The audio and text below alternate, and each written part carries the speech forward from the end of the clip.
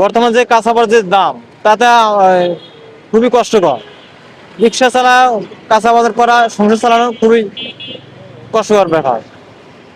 তাহলে মাঝে মাঝে শোনা যাবে অটো গাড়ি বন্ধ করে দেয়, জায়গা গাড়ি ধরে, এটা খুবই চালানো বিভৎস হয়ে যায়। কি করবো, তখন গাড়িতে আমাদের দিয়ে আসা লাগে, না দিয়ে তো বুদ্ধি থাকে না।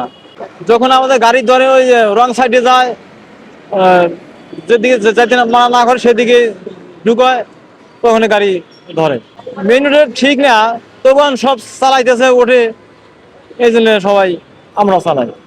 যদি অটো রিক্সা বন্ধ হয়ে যায় তাহলে কি করবো? অটো রিক্সা কাজকর্ম তো দেশে নাই, না থাকে তো অটো গাড়িতে চালাতে আইসি টাকা। তাকে গ্রামে কৃষি কাজ করতাম, এখন তো কৃষি কাজ তো নাই।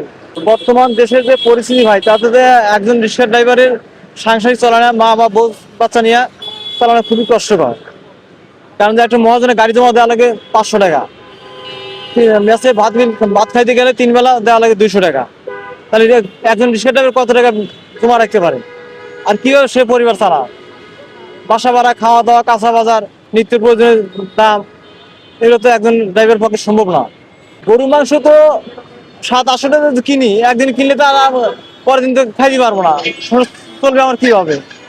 গরুর মাংস প্রায় তাও 15 দিন আগে, 20 দিন আগে এরকম খুব কষ্টের জীবন যেমন চলে আমাদের। আরে কি ভালো, আমি তো ছোট মানুষ, আর কি বল, আমরা তো ছোট রিক্সা চালা খাই ভাই। আমরা তো ওদিকে আমরা সারাদিন গাড়ি চালাই, রিক্সা চালাই, কে কোন দিকে কি করে আমরা, আমাদের দিন পথই চলে না, তাহলে আমরা ওইদিকে যাইবো কখন যাই? আমরা জানি আমাদের পেট চললে পরে আমরা শান্তি, আমাদের পেট যদি না চলে আমরা শান্তি তো পাই না। হ্যাঁ, ইদানিং বাসা বাড়ি গ্যাস পাওয়া যাচ্ছে না, অনেক সময় বিদ্যুৎ দেখা যায়, কিন্তু গ্যাস পাওয়া যায় না, লাকড়িতে আনা লাগে, লাকড়ির দাম বেশি, গ্যাসেরও দাম বেশি। এটাই মাঝে মাঝে হোটেলেও খাওয়া লাগে, হোটেলে কিনে তো আবার গ্যাসেরও আবার দাম, তরকারির দাম বেশি, ভাতেরও দাম চাই বেশি।